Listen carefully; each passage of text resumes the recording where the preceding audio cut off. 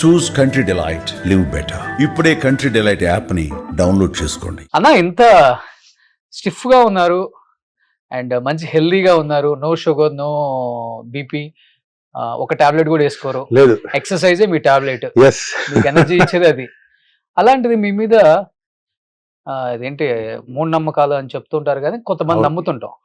చాతబడి చేస్తే ఫ్యామిలీ మొత్తం మీద 12 సంవత్సరాల దాకా బయటపడలేదు ఫ్యామిలీ. అవును. ఆ చేతబడి వల్ల అంత నష్టం జరిగింది అన్నారు. అసలు ఏమైంది అది? హైదరాబాద్ రావడానికి కారణమే అది.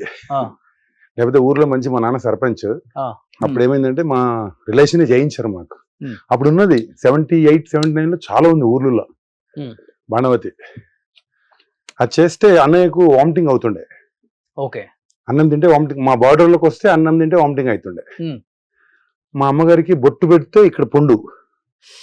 ఆ, నాకు కడుపులు నొప్పి, 5 మంది పట్టుకుని ఆగిపోతుంది, ఇట్లా పడిపోతుంటాయి. ఉమ్, మా నాన్నగారు చూసి చూస్తే పడిపోతుండే. ఇట్లా చాలా జరిగినాయి. ఓకే. ఇంకా చూసి చూసి చూసి అన్నీ అయిపోయినాయి. ఉమ్, బ్రతకడానికి లేదుగా. ఉన్నాయన్ని ల్యాండ్స్, గోల్డ్ అన్ని అమ్మేసినాం. ఉమ్. ఇంకా హైదరాబాద్ ఒక అంటే చూపించుకోవడానికి ఆస్తులను నమ్మేశారు. అన్ని అమ్మేసిన. మరి ఆ. అన్నయ్యకు మెయిన్ అనమాట, తింటే వామిటింగ్ అవుతుంది, ఆయన పెద్ద ఆయన. అలాగే అన్ని షాపులు మొత్తం అన్ని అయిపోయి ఇంకా ఫైనల్ గా హైదరాబాద్ వచ్చి ఉమ్. ఏదో పనులు చేసుకుంటూ ఉమ్, అలాగా ఒక 4-5 years కష్టపడిన తర్వాత మేము ట్రాన్స్పోర్ట్ బిజినెస్ పెట్టాము. ఓకే. అక్కడ బాగా ఉమ్, పికప్ అయ్యి డెవలప్ అయ్యాం. ఓకే. సో 12 సంవత్సరాలు పట్టింది ఆ బాణ అంటే చేతబడి 12 years ఊర్లోనే. ఆ. 88 ఏమో వచ్చాము హైదరాబాద్. ఓకే. 78 నుంచి ఇంతకీ ఎవరు చేశారని తెలిసింది? తెలుస్తుంది కదా, చెప్తారు కదా. ఇంకా మా రిలేషనే, ఇంకా ఎవరు అనేది మా రిలేషనే చాలా చాలా కష్టాలు పడి తెచ్చారు. ఉమ్, మీకు జయించిన వాళ్ళు. ఎస్, కళ్ళ ముందే. Hmm. పాపానాం పాప కర్మానాం. Hmm. ఇప్పుడు ఎంబడే పెడతాడు దేవుడు. అవును. మనం అనుకుంటాం, ఇప్పుడు చాలా మంది అనుకుంటారు కానీ ఇప్పుడు అట్లా లేదు. Hmm. ఇంతకుముందు మన పిల్లలకు తెలియదు, ఇప్పుడు ఇమ్మీడియట్లీగా. అవును. ఇంకా సమాజం కూడా ప్రకృతికి విరుద్ధంగా పోతుంది. ఇలా చూడండి, ప్రతి వాడు మోసంలో ఉన్నారు. మోసం చేద్దాం, సంపాదిద్దాం. అవును. ప్రతి వాడు మెడికల్ మాఫియా. Hmm. ఇప్పుడు అడ్వకేట్స్ ప్రతి ఒక్కరు ఒక నిజాన్ని నిర్భయంగా చెప్పలేకపోతారు, అబద్ధాన్ని ఇచ్చేస్తున్నారు. అందుకే ప్రకృతి విరుద్ధంగా పోతారు కాబట్టి ఇప్పుడు వచ్చేటివన్నీ ప్రళయాలన్నీ వస్తున్నాయి. అవును. ఇంకా చాలా జరుగుతాయి. మనిషిలా బతకటం మానేశాడు.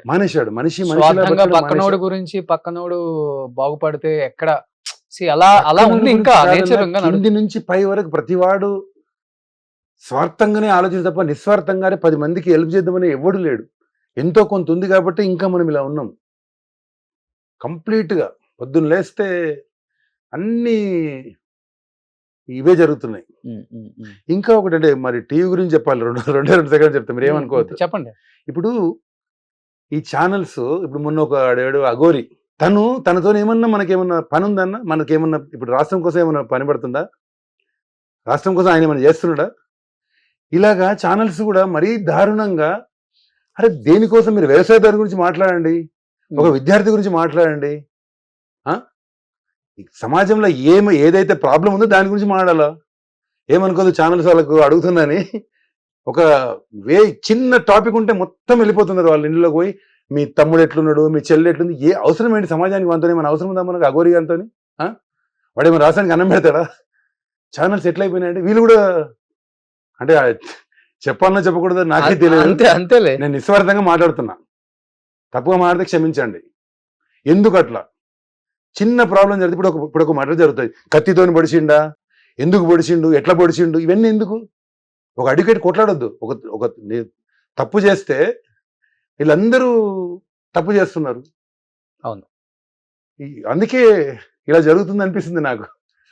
ప్రళయాలు అంతే. సృష్టికి విరుద్ధంగా మనం వెళ్తే ఆటోమేటిక్ గా నేచర్ అనేది దేన్ని వదలదు కదా. మనము సినిమా అయినా, ఛానల్స్ అయినా, ప్రెస్, మనం ఏం చెప్తే జరుగుతుంటది, ప్రజలు అలా తయారవుతారు. మెయిన్ థింగ్ మనము మీడియా పర్ఫెక్ట్ చెప్పాలి. ప్రతిదీ ఇది జరిగితే నీకు ఈ శిక్ష పడుతుంది, ఇలా తప్పు చేస్తే నీకు ఈ శిక్ష పడుతుంది అని చెప్పి జడ్జిలు జడ్జిమెంట్ ఇవ్వద్దు. లేకపోతే అడ్వకేట్లు కొట్లాడొద్దు. అడ్వకేట్స్ కొట్లాడొద్దు ఒక తప్పు చేసిన వానితో. అలా చేస్తే డెఫినెట్గా బాగుంటుంది. అవును. తప్పు ఇప్పుడు బాగానే ఫాలో అవుతారు యూట్యూబ్ అంతా అయితే. బాగా ఆ. బాగా పర్లేదు ఒకసారి బాగా మస్తు కోపం వస్తుంది నాకు, ఏమవుతుంది ఈ సమాజానికి అని చెప్పి. ఉమ్, ఉన్నది చెప్తున్నా కన్నా నేను అవును. ఏదో దాన్ని పట్టుకొని టాపిక్ అంతా పొద్దున్న నుంచి దానికి 10 మంది పోతారు, ఉమ్. చెప్పండి అంటారు. అందుకే సిటీకి దూరంగా ఉన్నారు మీరు. అవును ఆ? అవును. సుమన్ టీవీలో మీ పర్సనల్ అండ్ బిజినెస్ ప్రమోషన్స్ కోసం కింది నెంబర్కి కాంటాక్ట్ చేయండి.